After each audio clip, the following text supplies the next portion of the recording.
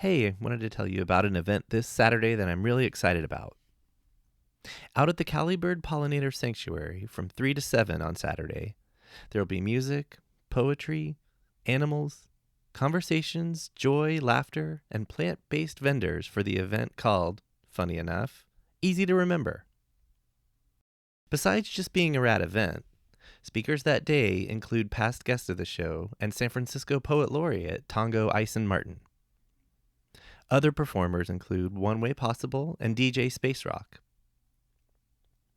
The event is a fundraiser for Dragonspunk Grow and the 280 Project, one a past guest of the show, and one the feature of this episode. Again, that's this Saturday from 3 p.m. to 7 at 1820 Palau. Info is up at our link tree. All right, on with the show. We acknowledge and respect the first humans of the unceded land we call San Francisco, the Ramaytush Ohlone. We condemn the genocide of these and other tribes across the Western Hemisphere. We honor their legacy and history, and we support rematriation and sovereignty efforts.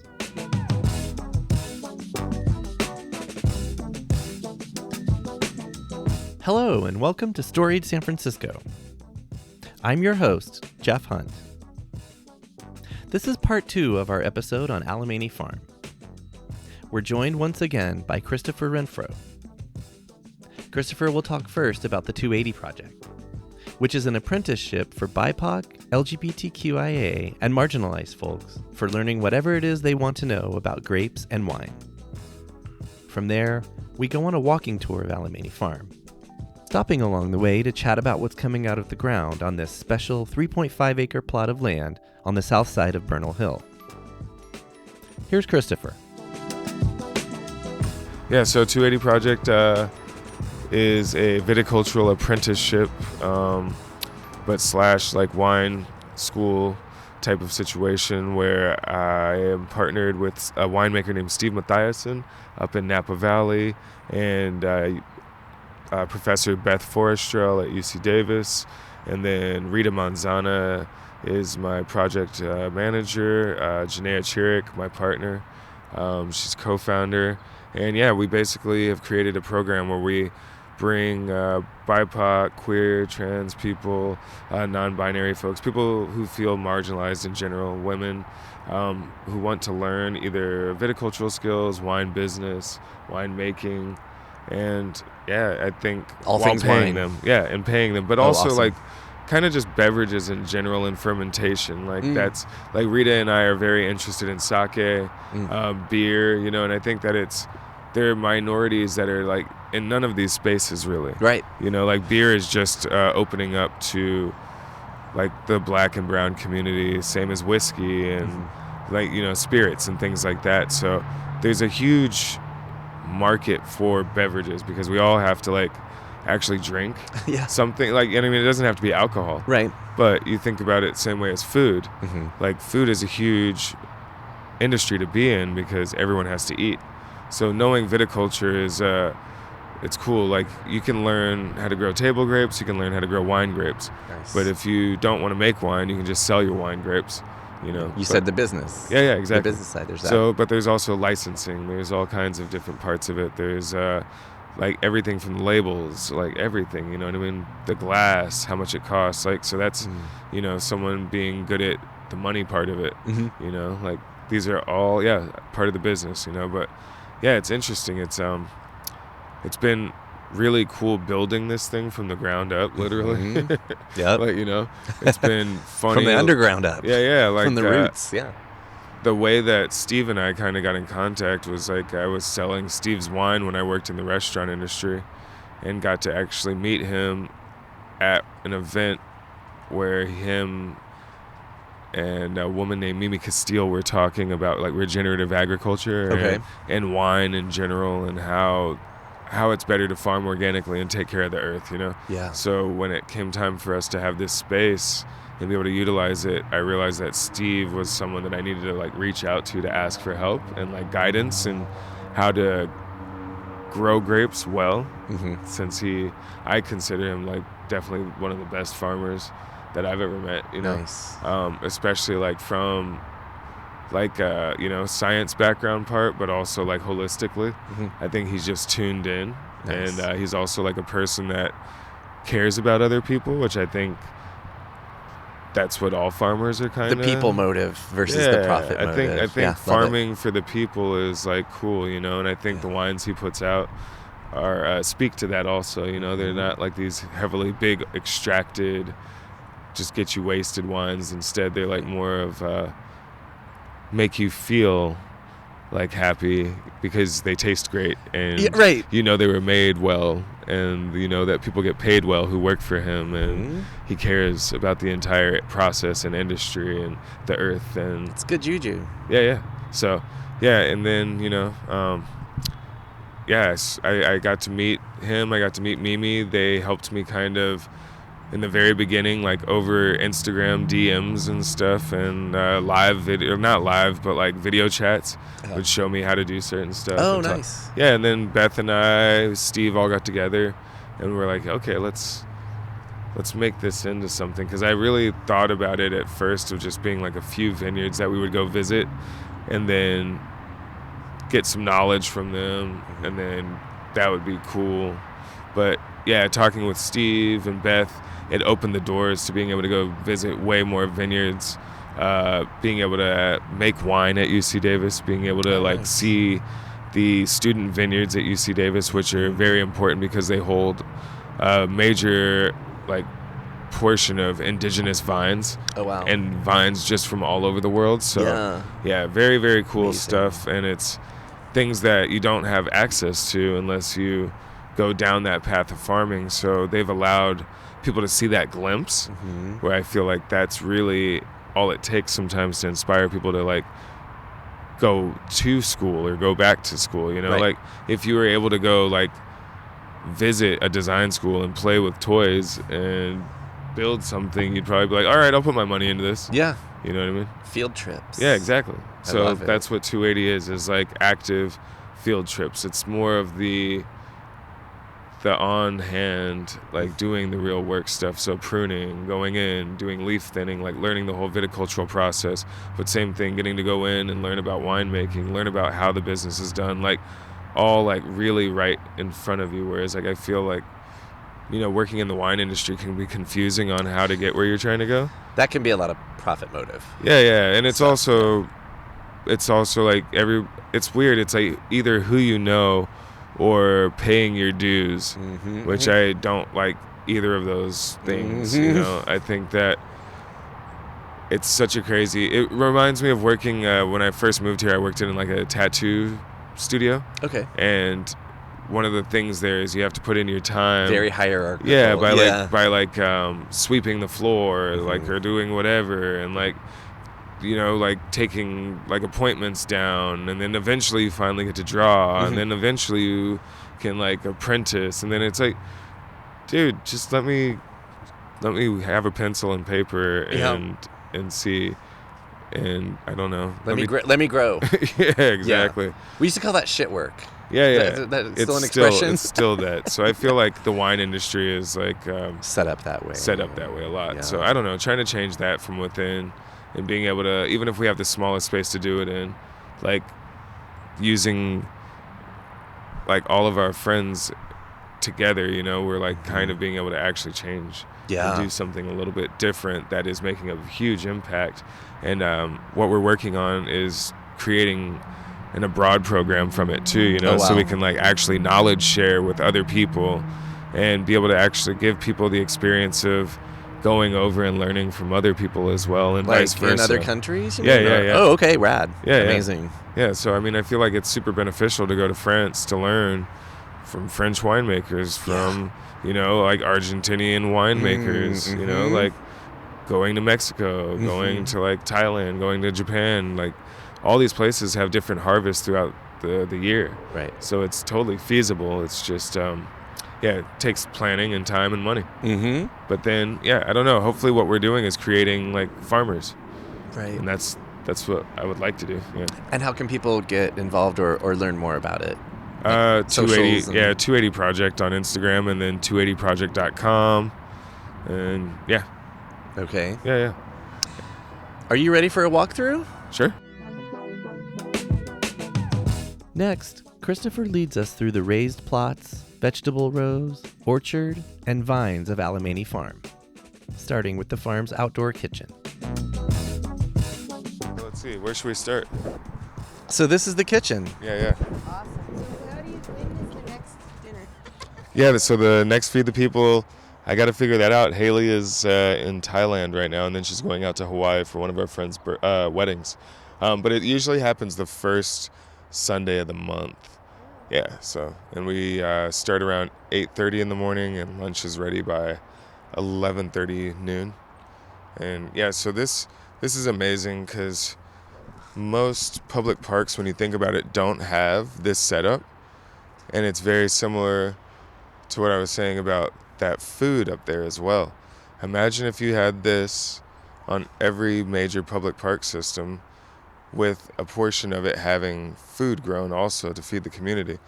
Like, I mean, as long as I don't think people would be fighting to come and use the outdoor kitchens, you know? Right.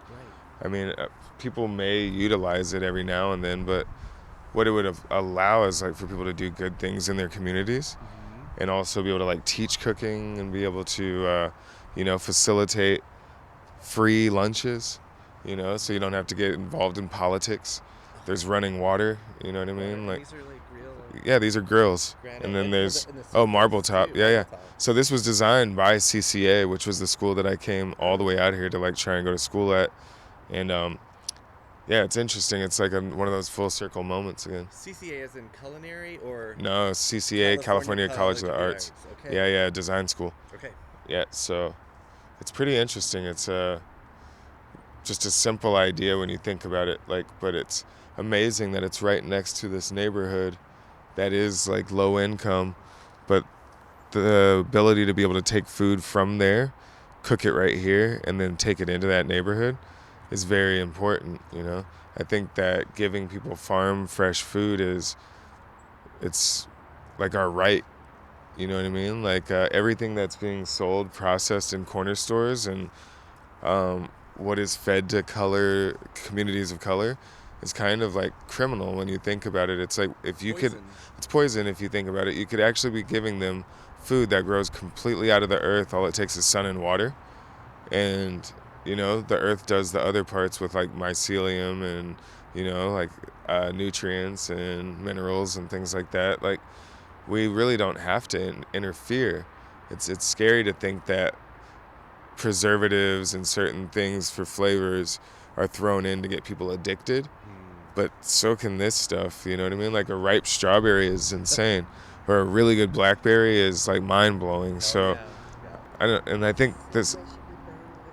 Yeah, it's really scary. Well, and this community is literally far away from any access to groceries. Like, it's all the way on Cortland, which is very far, but it's also in a neighborhood, like I said, that's changing very quickly, very affluent, not friendly.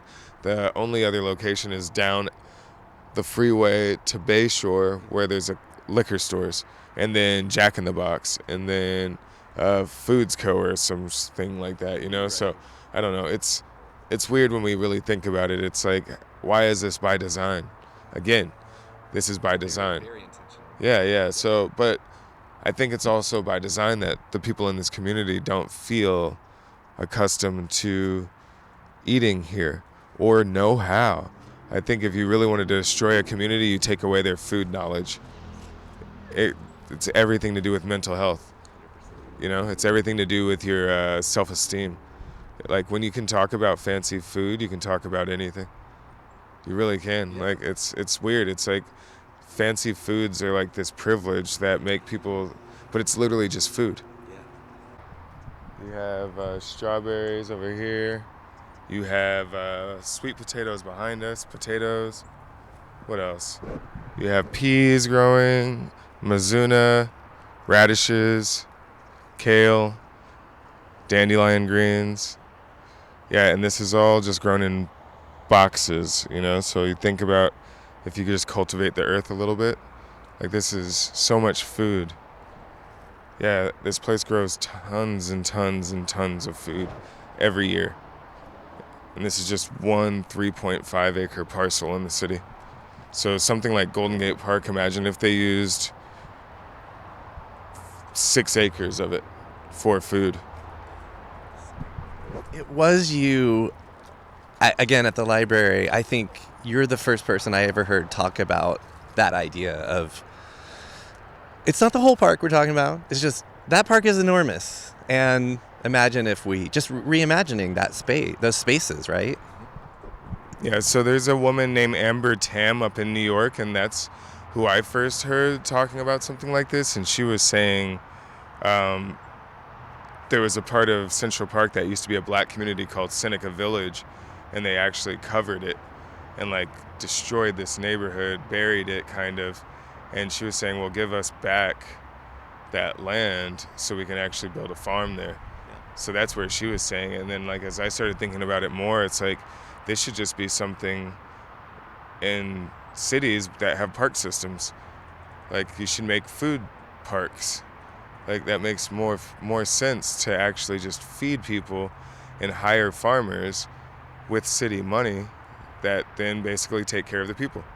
It's a job just like a police officer or a firefighter, but you're actually protecting people by giving them, community value. Exactly. Yeah. So I don't know. It's funny. I don't think I've ever thought about it like that, but it is. It's like it's a good city job. Like you're actually taking care of your community. And again, being better stewards of the land. Like if we're going to designate this land to be this, it's a park, or this part of the land to be for living, how to rethink all those spaces. Yeah, my goal is to build a seed bank here in the city, like a black indigenous seed bank that has the ability, wherever it's housed, has the ability to capture stories from people about their foodways and food history. I'm hoping it would be somewhere like at the Museum of African Diaspora or this Southeast Community Center in the Bayview that was just built. But if we could have a seed bank like that where people could come, bring seeds, drop them off, but we could also supply them to the community so they have foods that resonate with their history and tell a story, you know what I mean? Like seed packets that tell a story about things, or, you know what I mean, a recipe. So, and yeah, if people had a place to record their food history and like record recipes, imagine if that can go back into the black and brown communities. But also it starts to mean that you'd see a difference in our food representation in the city also, so like I think about it all the time that as a farmer I go find seeds from grocery stores of those cultures to find cheap seeds. Right. So like all the spices and different beans and different stuff like that, those are all plantable. But if you were to buy them from a seed company, you spend way much more money. So yeah, I don't know, I started thinking about it a long time ago, like, oh, these crazy corns, these weird peppers, these things, you know what I mean? Like dry the seeds out of a pepper that came from that store or whatever, and then you can like grow it. So it's weird, but you don't see the representation of African food like that. I don't see any Caribbean or like Afro like grocery store. So the seed bank to me is like the closest thing to start something like that, to where you then could like grow this stuff in the city, in the Bayview where it's hot enough, or Oakland, trade back and forth seeds and be able to, imagine just like Asian foods and Latin foods have been like appreciated. I don't want to say appropriated. Brought into popular culture. Exactly. Yeah. Exactly. You know what I mean? I imagine if we started seeing black foods that people could like add to their menu at, say, some nice restaurant in the Mission, like I'm here for it. Yeah. 100%. Yeah, I think it would just start changing people's minds, because I think a way to like end hate also is for people to appreciate another culture's foods. And I think that's what's cool, is you see all of that kind of stuff with like Latin and Asian food, and because of it, sometimes it's slow, but like people definitely feel like they're like, oh, this is cool. Like, well, and also becoming more familiar. Exactly. Right? Exposing yourself to something. Well, you realize that people are human. Right. I like to eat, you like to eat. I like the stuff you cook. Mm-hmm. Oh, cool. You know what I mean? Tell me about that. What is it? Yeah, exactly. It creates a story, and it's like, well, what herb is that? What flavor is that? Right on. So, Chris, who makes these signs out here? I believe it's a bunch of different people. The colorful ones in the medicine garden, I'm pretty sure Bonnie Rose Weaver made those. This sign that we're looking at right now that says respect the earth, take what you need and give back. That was by an awesome farm apprentice intern, Ingrid, who has since moved back to LA, but I'm sure she's taken all of the knowledge she's learned here and is going to go use it down there to like help folks and grow food in East Los Angeles, which is awesome. Yeah, this place is definitely about spreading knowledge and spreading love. And what about the trilingual? The trilingual, that's like Alemany Farm, Abby, and the other farm like managers. They stay on top of what's being grown in the rows as far as like crop rotation, stuff like that. So they change the signs as needed. Yeah, oysters are literally one of my favorite things in the world. All my family is from Louisiana, so definitely crawfish, oysters, seafood, shrimp, all of it. Shrimp. And sweet, just incredible. Yeah, the food is wild, but oysters to me are just so interesting, and like people don't like take the time to like actually pay attention to how special they are for the ecosystem too. Do you know who Omar Tate is? Omar Tate is a black chef up in Philadelphia, but he does a lot of really interesting things with oysters. Yeah, they the last the High on the Hog episode too with who is it? Yeah, Steven Satterfield. He's been on this podcast, Oh, really? Yeah. Yeah. That was really cool to see like the whole history on the oysters and like black people making money off of it and being involved in that industry way back. So it's kind of crazy. It's like my family has land in Louisiana and it sits on like a bayou, and I really want to go out there and check it out to see if there's definitely shrimp and crab and stuff in there, and I wonder if there are like oysters back there at all. Can you tell folks about yacon? I'm not familiar also. Yeah, yacon is this really awesome tuber starch from, I believe, the Andes, and it kind of is like a potato but / apple. So it's really sweet, similar to jicama but more juicy. Like tubers, so it has different parts all under the soil, and then it has like a big stalk up top and a giant flower. Thank you. So now we're in the orchard. Or do y'all call this the orchard? I'm seeing a lot of trees. Are these fruit trees? These are fruit trees over here. So you have a lot of plums right here. You have, different plums, pluots. You have on this side more like cherry trees. And then you have Asian pears. And then you get to the vines. And that's where the vines are right here. Okay. And we're a little bit past the fruit trees season, right? Like, Is that late summer kind of? Yeah, it's like early, late summer. And depending on what it is, like the limes and stuff are coming in now. Citrus, you can see citrus everywhere. Loquats are in the summer. What else? The feijoas are actually coming in right now, which is pineapple guava. Those are coming in. But people are picking them too soon because they don't know that you have to let them fall on the ground, and then that's when they're ready. I know firsthand that it's lime season because I have a little lime tree in my backyard that is putting out its first fruit ever. Yeah, nice limes. Do you want to talk about the vines a little bit more, or now that we're here? Yeah, so this is the vineyard, and up front you have 65 Pinot vines. Within that, you have a Rogers Red wild vine. You have this Vitis purpurea. And in the very front, I feel like this is one of the most special vines. It is a Concord grape. So, yeah, that's a Concord. And the goal with that is to be able to actually have table grapes so the youth can come by and come get a sweet treat, So the person that had this before, I guess she didn't like the youth coming through here and eating the fruit or messing with anything, and I want to completely change that. I want to make it to where the kids want to be in here and they want to see grapes, and I want it to make it like a living grape museum. That's the whole idea, like a library where they can walk through, see the different grapes, learn about different ones. We have some other varieties in the back planted.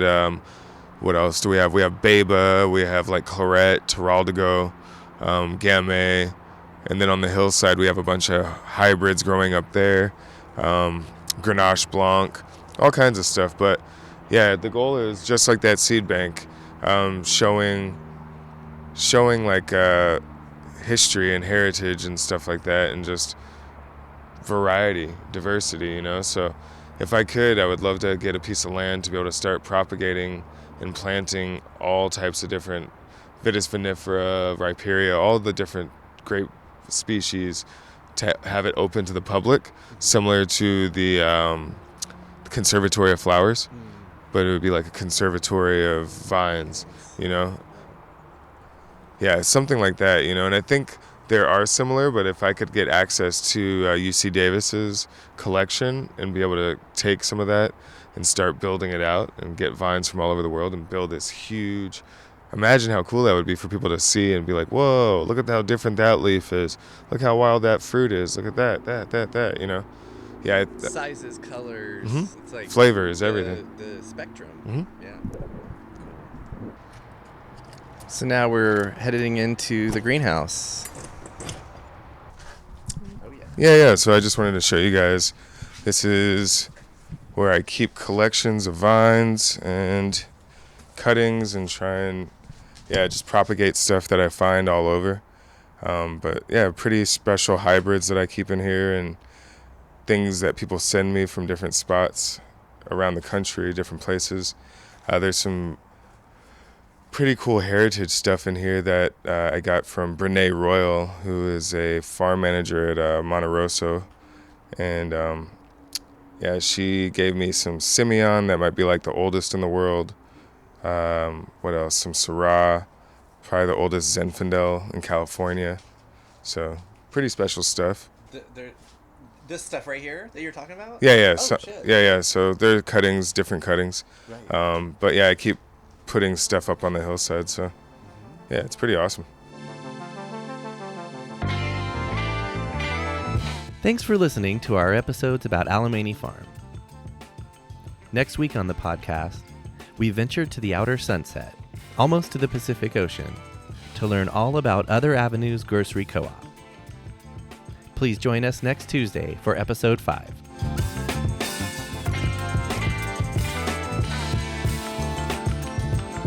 Music for Storied San Francisco was produced, performed, and curated by Otis McDonald. Michelle Kilfeather does original photography for us.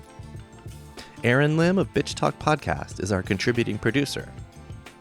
And the show is produced and hosted by me, Jeff Hunt. Now in our 5th season, we have more than 200 episodes available on our website, storiedsf.com, or wherever you listen to podcasts. If you're able to, please rate and review the show. And drop us a line at storiedsf@gmail.com. Thanks for listening. Stay strong, weird, and healthy.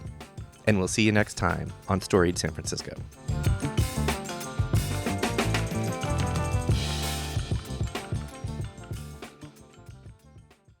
This podcast is a proud member of the BFF.FM podcast network.